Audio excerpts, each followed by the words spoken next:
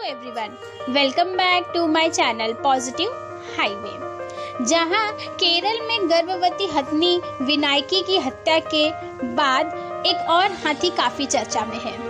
एक तरफ केरल में जहां गर्भवती हाथी को धोखे से पटाखे से भरा अन्नस खिलाकर मार दिया गया था, वहीं दूसरी तरफ एक बिहारी शख्स ने अपनी पूरी जायदाद ही अपने 2 हाथियों के नाम लिख दी है।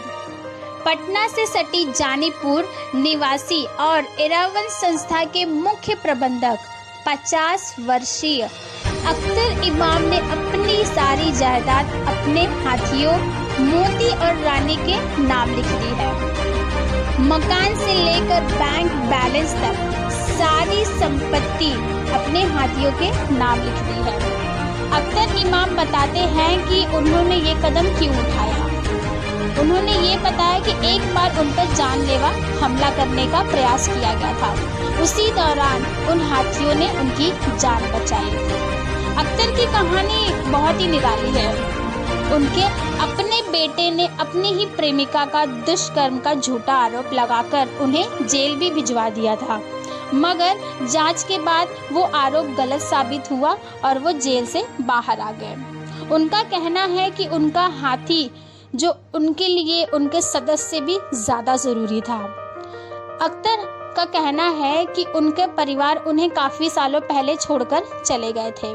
वो 12 वर्ष से उन दोनों हाथियों की सेवा कर रहे हैं और 10 साल से अपने परिवार से अलग रह रहे हैं। वो हाथियों की सेवा करने में 12 साल गुजार चुके हैं।